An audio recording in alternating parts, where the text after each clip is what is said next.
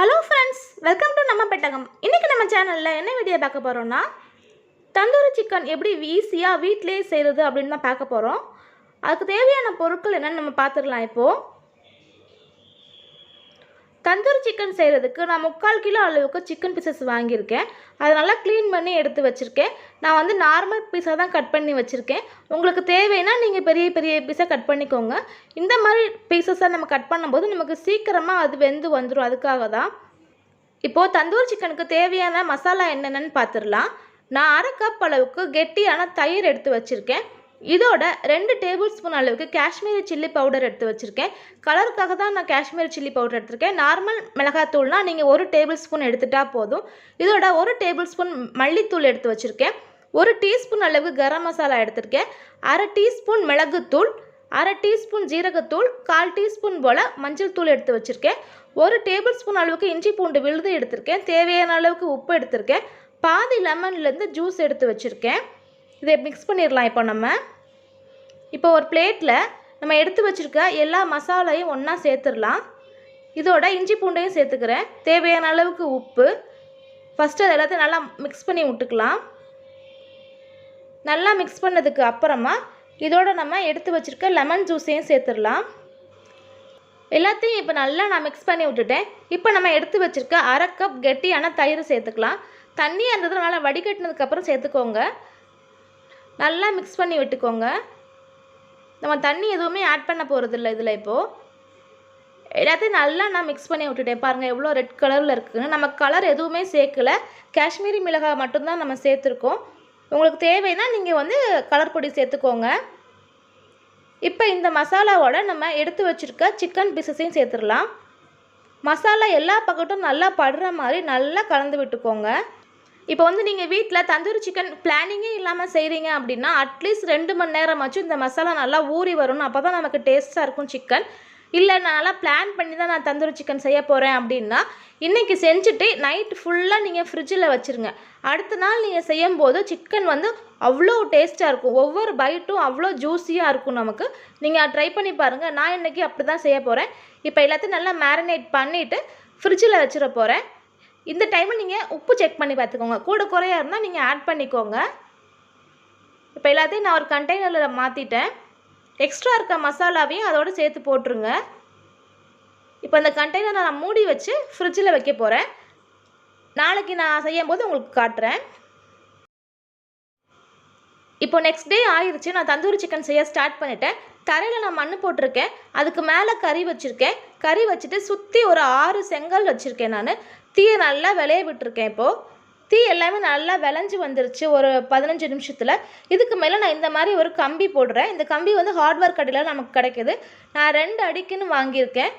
இதை நம்ம திரும்ப திரும்ப யூஸ் பண்ணிக்கலாம். க்ளீன் பண்ணிவிட்டு நல்லா ஹீட் பண்ணதுக்கப்புறமா கொஞ்சமாக பட்டரை நீங்கள் உருக்கி வச்சுக்கோங்க. சிக்கன் மேலே தடவுறதுக்காக இந்த ஹீட்லேயே உருக்கிக்கோங்க. பாருங்கள் சிக்கன் நமக்கு நல்லா ஊறி வந்திருக்கு. பாருங்கள் ரொம்ப ஜூஸியாக இருக்குது பார்க்குறதுக்கே.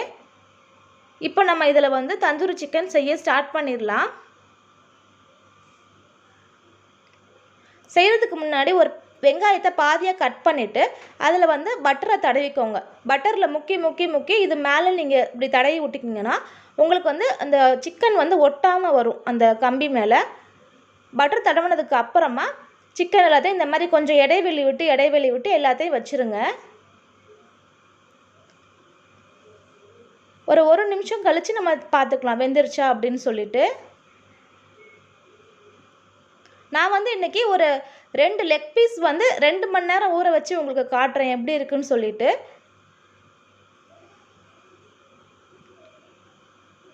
இப்போ 1 நிமிஷம் போல் ஆயிருக்கு. நல்லா வாசமாக இருக்குது நமக்கு. அது ஒன்று ஒன்றா திருப்பி போட்டுக்கலாம்.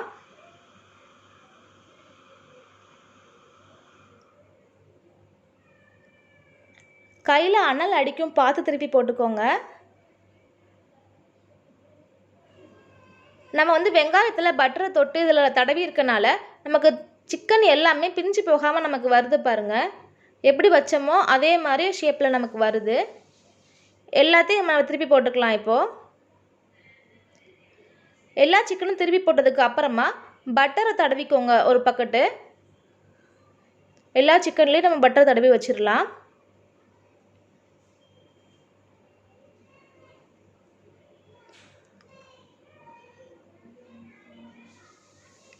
இப்போ எல்லா சிக்கனுமே நமக்கு நல்லா வெந்துருச்சு, பார்த்தாலே தெரியும் உங்களுக்கு.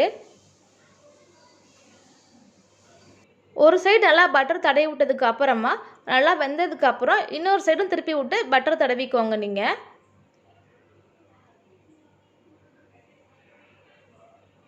இப்போ எல்லாமே நல்லா வெந்துருச்சு, எல்லாத்தையுமே நான் எடுத்துடுறேன்.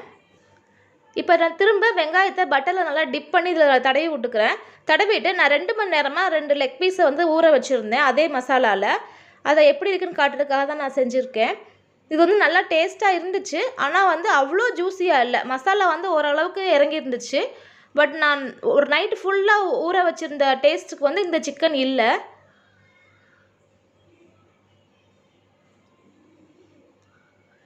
இப்போ இதுலேயும் நான் வந்து பட்டர் தடவி விட்டுக்கிறேன்.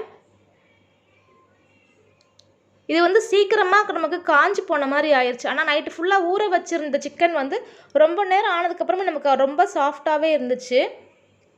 இப்போ இதுவும் நல்லா நமக்கு வெந்துருச்சு பாருங்கள். 2 பக்கமும் நல்லா வெந்து வந்துருச்சு. இதையும் நான் இப்போ எடுத்துடுறேன். மேரினேட் பண்ணி வச்சுருந்த சிக்கனில் எக்ஸ்ட்ரா ஒரு 4-5 பீஸ் எடுத்து வச்சுருந்தேன். அதை வந்து இந்த மாதிரி கம்பியில் குடமிளகா வெங்காயம் குத்தி வச்சு நம்ம ஒரு டிக்கா மாதிரி செய்யலாமேன்னு சொல்லிட்டு அதுக்காக தான் இப்போ செஞ்சுருக்கேன். இதுவும் நல்லா தான் இருந்துச்சு. இந்த ரெட் சிக்கன் கூடயே க்ரீன் கலர் தந்தூரி சிக்கன் இருக்கு இல்லையா, அதோட ரெசிபி நான் ஆல்ரெடி நம்ம சேனலில் போஸ்ட் பண்ணியிருக்கேன். டிஸ்கிரிப்ஷன் பாக்ஸில் லிங்க் கொடுக்குறேன், செக் பண்ணி பார்த்துக்கோங்க.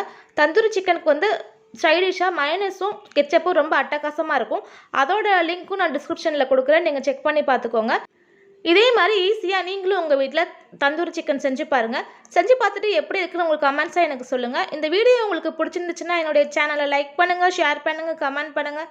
இது வரைக்கும் நீங்கள் என்னுடைய சேனலை சப்ஸ்கிரைப் பண்ணாட்டினா சப்ஸ்கிரைப் பண்ணிக்கோங்க. அப்படியே கூட இருக்க பெல் பட்டனையும் கிளிக் பண்ணி வச்சுக்கோங்க. தேங்க்யூ.